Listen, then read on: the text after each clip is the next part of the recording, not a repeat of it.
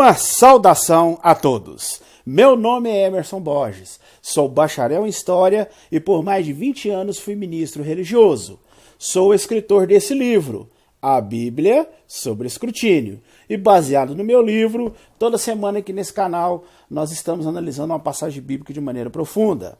O tema de hoje é Javé versus Jesus.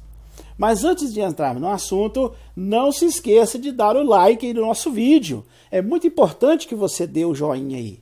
Inscreva-se em nosso canal, comente, compartilhe e não se esqueça de acionar o sininho de notificações. Se você desejar adquirir o meu livro, eu vou deixar aqui na descrição desse vídeo os links aonde você pode adquiri-lo.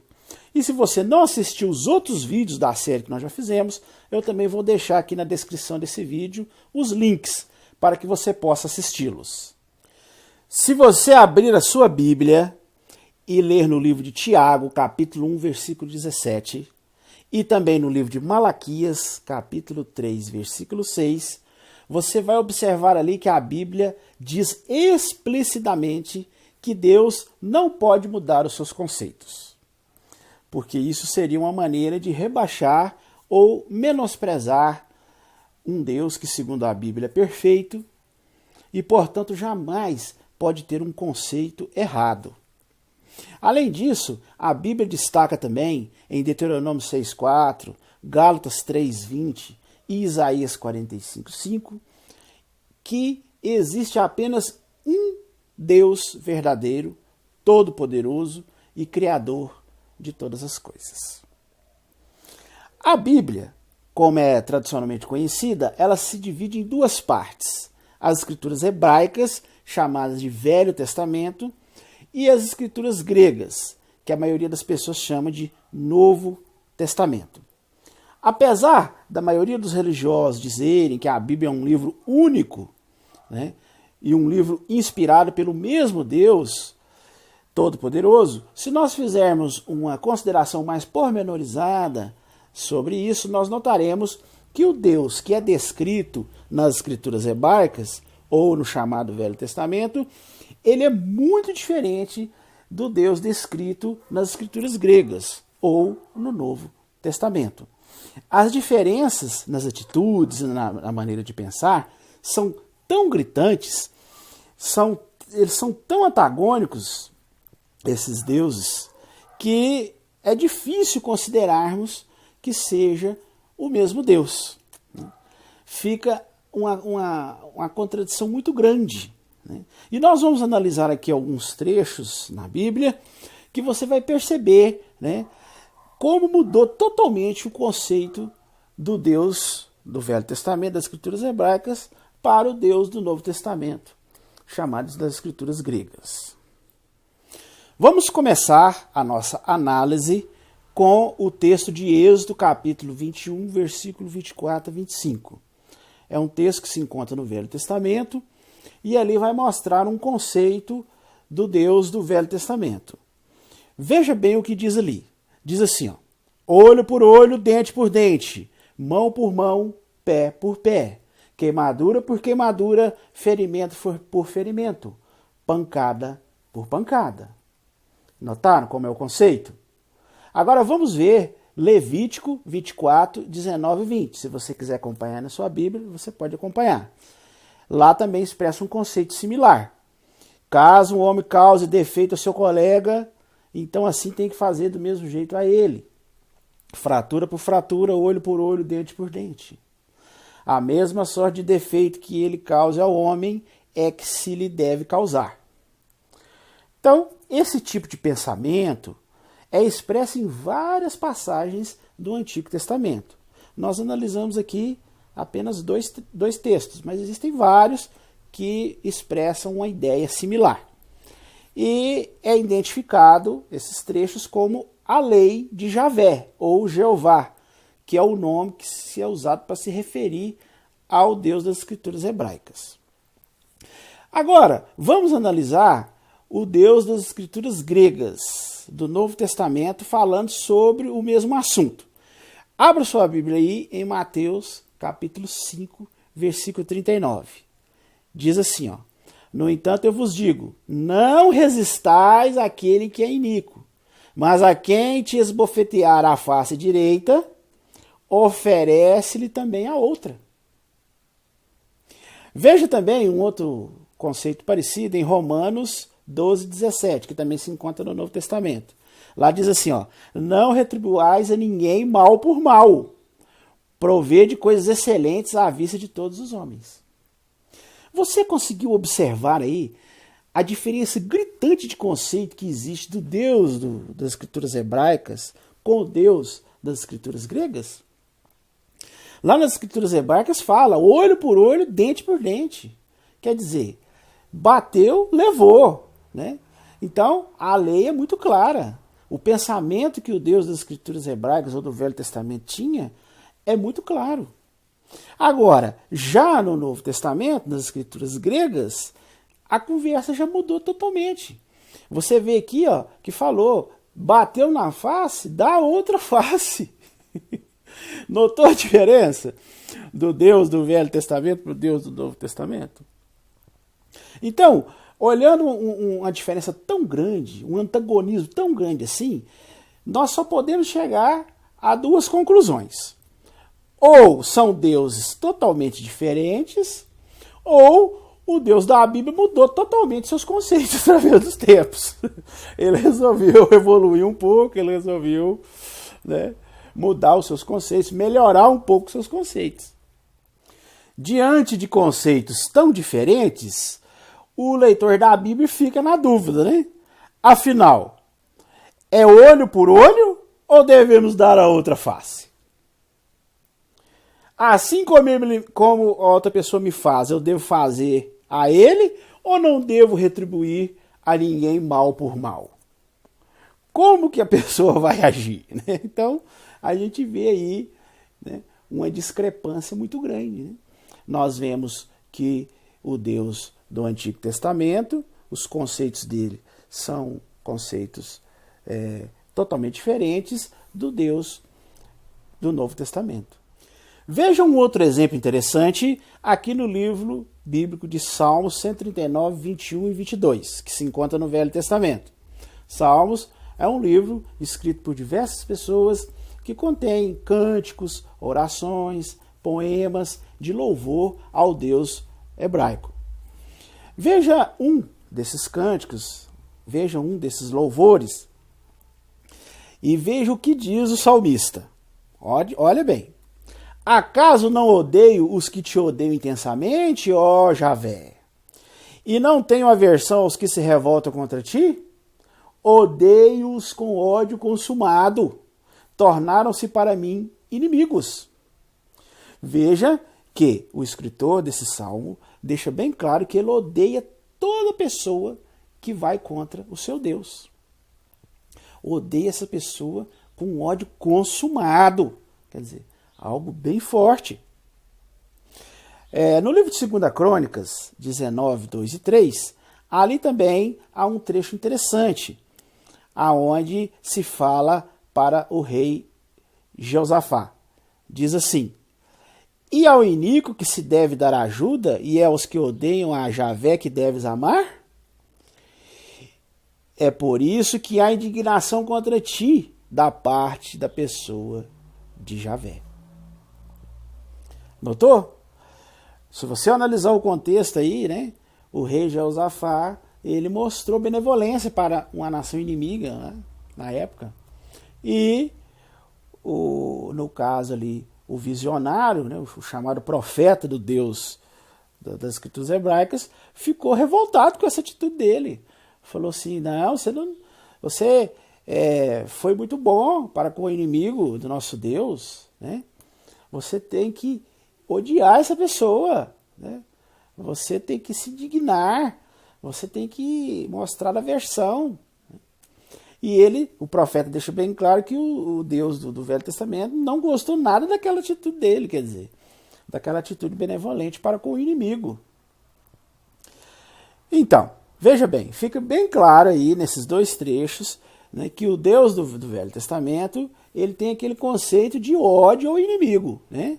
Ele chega a ficar indignado quando alguém não odeia os seus inimigos. Agora vamos fazer uma comparação com o conceito do Deus do Novo Testamento sobre esse assunto. Abra sua Bíblia aí em Mateus capítulo 5, versículo 44 a 48 e acompanhe comigo o que ele diz sobre isso. Lá diz assim, ó: no entanto eu vos digo, continuai a amar vossos inimigos e a orar pelos que vos perseguem. E agora? Veja o relato paralelo de Lucas 6, 27 e 28, onde diz assim: continuai a amar vossos inimigos, a fazer o bem aos que vos odeiam, a abençoar os que vos amaldiçoam e a orar pelos que vos insultam. Então, o seguidor da Bíblia, ele deve seguir o conceito de qual aí? De qual Deus? Do Deus do Velho Testamento ou o Deus do Novo Testamento? Afinal de contas, ele tem que odiar os inimigos ou tem que amá-los? Ele tem que orar pelos que o perseguem ou ele tem que ter aversão, ódio consumado pelos seus inimigos? Agora vamos ver um outro exemplo na questão do assunto de se fazer votos ou juramentos a Deus. Veja o que pensa a respeito disso o Deus do Velho Testamento. Em Números capítulo 30, versículo 2, diz assim, ó: caso um homem faça um voto a Javé ou faça um juramento para impor a sua alma um voto de abstinência, não deve violar a sua palavra, deve fazer segundo tudo que saiu da sua boca. Quer dizer, fez o voto a Deus, tem que cumprir, né? Algo semelhante se encontra em Deuteronômio 23, 21. Lá diz assim: caso faça um voto a Javé, não deves tardar em pagá-lo, porque teu Deus sem falta exigirá de ti. Eclesiastes 4, 5, que também é no Velho Testamento, diz: sempre que fizer um voto a Deus, não hesiteis em pagá-lo. O que votares, paga. Gênesis 21, 24 fala de Abraão, o patriarca do Velho Testamento, que fez um juramento a Deus. Lá fala: respondeu Abraão, eu jurarei. Em Gênesis 22, 16, diz assim: por mim mesmo jurei, diz o Senhor. E em Gênesis 31, 53, falando sobre outro patriarca chamado Jacó, diz assim: e jurou Jacó pelo temor de seu pai Isaque. E em Deuteronômio 10, 20, diz: ao Senhor teu Deus temerás, a ele servirás, a ele te chegarás, e pelo seu nome jurarás. Então, diversos textos aqui que nós observamos que mostram claramente que o Deus do Velho Testamento se agrada muito de votos e juramentos, e ele ameaça se a pessoa não pagar o seu voto ou não cumprir o seu juramento. Agora vamos ver o que pensa o Deus do Novo Testamento, das Escrituras gregas, sobre o assunto. Abra sua Bíblia aí, Mateus capítulo 5, versículo 34 a 36. E observe aí na sua própria Bíblia. Diz assim, ó: no entanto, eu vos digo, não jureis absolutamente nem pelo céu, porque é o trono de Deus, nem pela terra, porque é o escabelo de seus pés, nem por Jerusalém, porque é a cidade do grande rei. Tampouco deves jurar pela tua cabeça, porque não pode tornar-se nem um só cabelo branco ou preto. Veja um outro conceito parecido que está em Tiago 5,12. Diz assim: mas, sobretudo, meus irmãos, não jureis, nem pelo céu, nem pela terra, nem por qualquer outro voto. E agora, como que fica o seguidor da Bíblia diante dessa questão? Afinal, deve-se fazer votos ou não? Deve-se fazer juramentos e cumpri-los ou absolutamente não se deve fazer juramentos? Veja agora um outro exemplo no que diz respeito ao divórcio. Veja o que diz o Deus do Velho Testamento sobre esse assunto em Deuteronômio 24:1. Lá, se você observar na sua Bíblia, fala claramente que se um homem tomar uma mulher, fazer dela sua propriedade como esposa, então tem de suceder que, se ela não achar favor aos seus olhos, quer dizer, se o homem achar alguma coisa, não gostar dela, não gostar do jeito dela, ou, como diz o texto, ele encontrar algo indecente da parte dela, alguma coisa que o desagrade, o Deus do Velho Testamento deixa bem claro: tem de escrever um certificado de divórcio, pôr na mão dela e tem de despedi-la da sua casa. Né? Então ele deixou bem claro. Né? Casou com a mulher, achou alguma coisa ali que desagradou o homem, né? Então faz um certificado de divórcio, põe na mão dela e manda ela embora. Agora vamos ver o que o Deus do Novo Testamento pensa sobre esse mesmo assunto. Note o que diz em Mateus 5,32. Lá diz assim, ó: no entanto eu vos digo que todo aquele que se divorciar de sua esposa, a não ser por fornicação, exponha ao adultério, e quem se casar com uma mulher divorciada comete adultério. Tá vendo a diferença do conceito do Velho Testamento com o conceito do Novo Testamento? Lá, o Deus do Velho Testamento diz que se a mulher não achar favor aos olhos do homem, quer dizer, se o homem não gostar dela, ele não fala só questão de traição, não, que a mulher traiu o homem, não. Com uma coisa ou outra, o jeito dela, a maneira como ela lida com as coisas, né, o gênero da mulher, coisas banais, né, coisas simples, coisas consideradas menores. Se o homem não gostou do jeito da mulher, pode fazer o certificado de divórcio, entregar e despedir a mulher, mandar ela embora. Já no Novo Testamento fala que não deve divorciar por essas coisas. Somente, né, se for uma traição da parte da mulher, aí sim a pessoa pode se casar com outra mulher. Agora vem a questão, né? E agora? Como que fazemos nessa situação? O seguidor da Bíblia, se a mulher não agradou a ele, ele deve dar o certificado de divórcio e arrumar outra? Ou se ele fizer isso, ele está cometendo um adultério? Um outro exemplo interessante nesse assunto está em Deuteronômio 22, ainda falando sobre questões de adultério. Veja uma outra situação e veja como que o Deus do Velho Testamento orienta que deve ser feito. Lá diz assim: se um homem for encontrado deitado com uma mulher que tenha dono, quer dizer, uma mulher que já for casada com outro homem, ambos têm de morrer juntos, o homem e a mulher. E em Levítico 20:10 há um conceito parecido, né? Onde fala, olha aí na sua Bíblia, Levítico, capítulo 20, versículo 10. Ora, o homem que comete adultério com a esposa de outro homem é um que comete adultério com a esposa de seu próximo. Sem falta deve ser morto, tanto o adúltero como a adúltera. Então, o Deus do Velho Testamento deixa bem claro, né? A mulher traiu o homem, né? Ou um casal de adúlteros ali no caso, tem que ser morto. Né? Pedrada mesmo, não tem escapatória. Né? Traiu, tem que ser morto. O adultério, a lei deixava bem claro, tinha que ser apedrejada a pessoa que cometesse adultério. Agora vamos observar o que pensa o Deus do Novo Testamento sobre esse mesmo assunto. No Evangelho de João, capítulo 8, versículo 3 a 11, vemos um relato muito interessante. Ali, se você acompanhar na sua própria Bíblia, você vai ver que os escribas e os fariseus trouxeram uma mulher apanhada em adultério e colocaram na frente de Jesus. E falaram assim: instrutor, essa mulher foi pega em adultério. Aí eles até citam a lei lá do Deus do Velho Testamento. Falaram assim: segundo a lei, lá diz que se pegar em adultério tem que matar, tem que apedrejar. E você, o que você diz sobre isso? Aí Jesus diz que vira, começa a escrever umas coisas no chão, o dedo assim, tá. Aí depois vira para eles e fala para eles a célebre frase, né? Aquele que não tiver pecado, que atire a primeira pedra.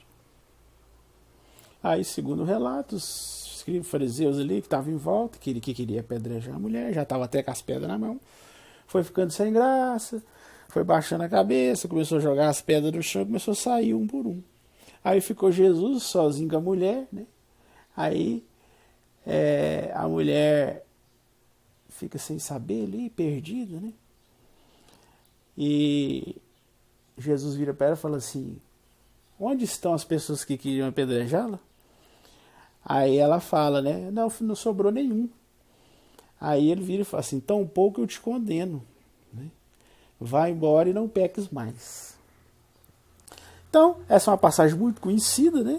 E que muitos religiosos usam para mostrar, né, a misericórdia de Jesus para com aquela adúltera. Só que, se você observar, esse conceito mostrado nessa história de Jesus é totalmente diferente do que está lá na lei. Lá na lei mosaica, né, a lei que o Deus do Velho Testamento deu para o povo de Israel. A lei deixa bem claro que tinha que ser apedrejada. E Jesus ali vai totalmente contra essa lei. Né?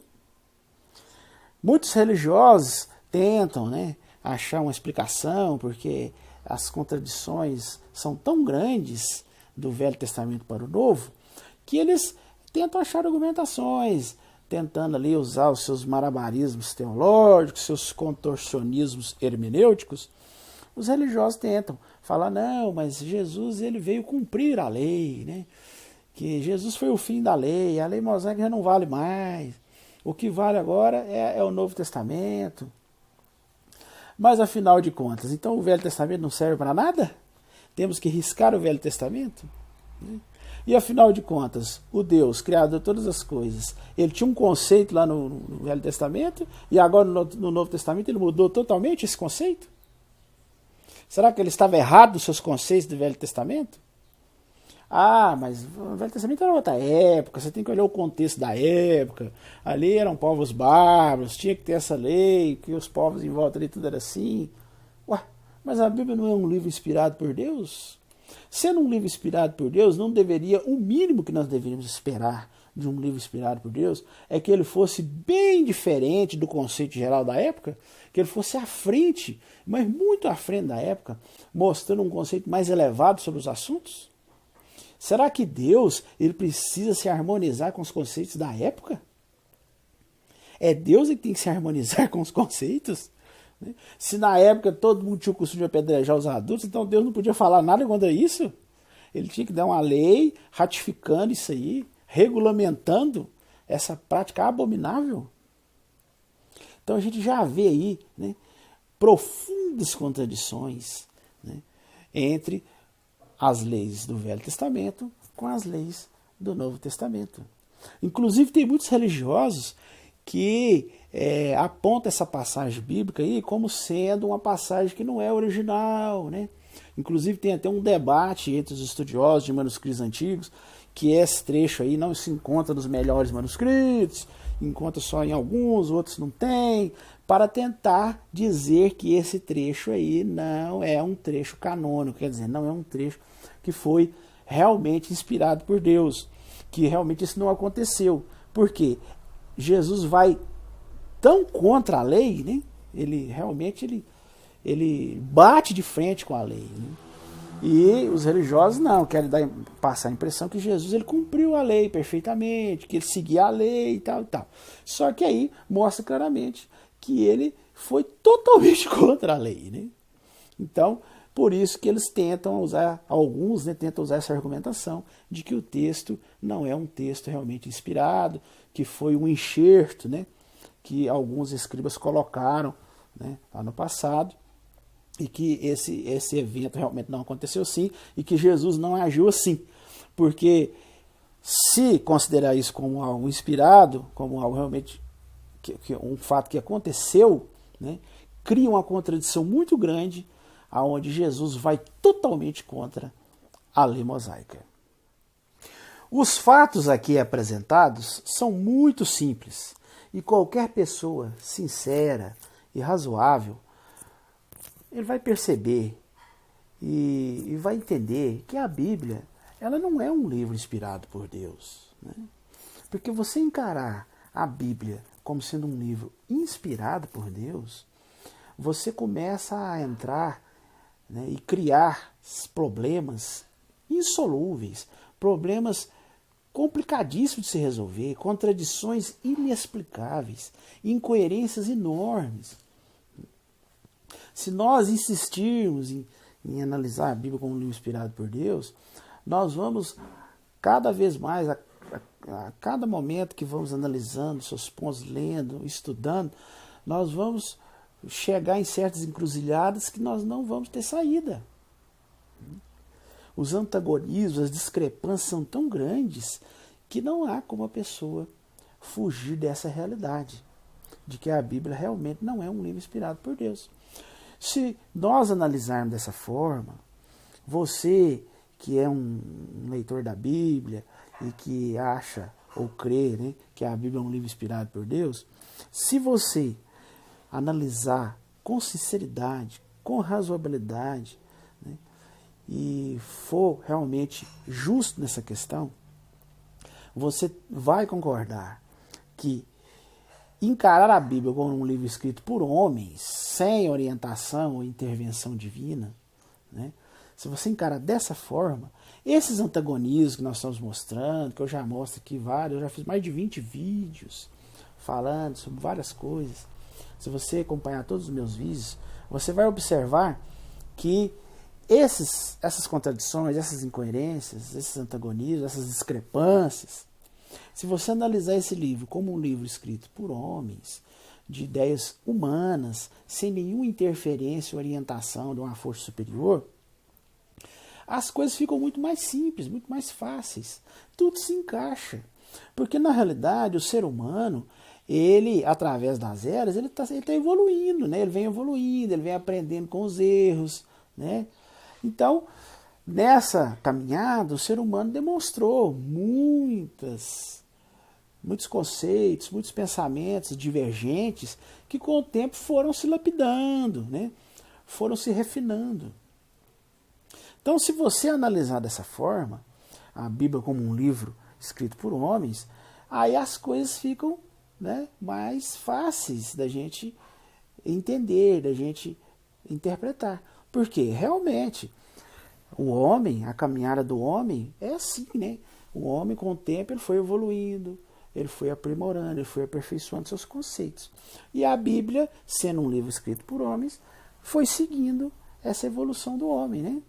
O homem mais antigo era um homem mais bárbaro, mais violento, e os homens, com o tempo, foram ficando mais, né, perdoadores, né, com conceitos mais amorosos, né? Então, isso é uma evolução natural que foi acontecendo e que a gente observa nas páginas da Bíblia. Visto que a Bíblia é um livro escrito por homens, nada mais razoável do que esperar essa evolução, né? Esse aprimoramento, esse refinamento dos conceitos da humanidade.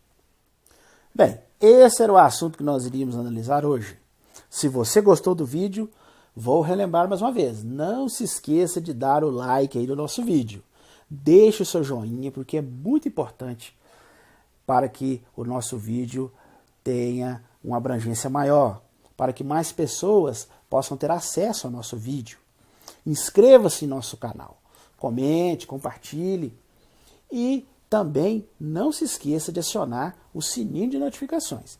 Toda semana nós vamos subir um vídeo novo e se você acionar o sininho de notificações, assim que a gente subir o vídeo, você será notificado.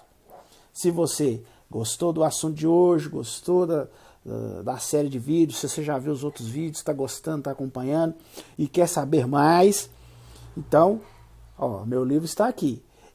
Todos esses vídeos que eu fiz são baseados no meu livro.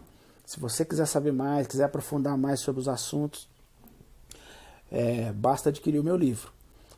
Os links para que você possa adquirir o meu livro estão aqui na descrição desse vídeo, ok?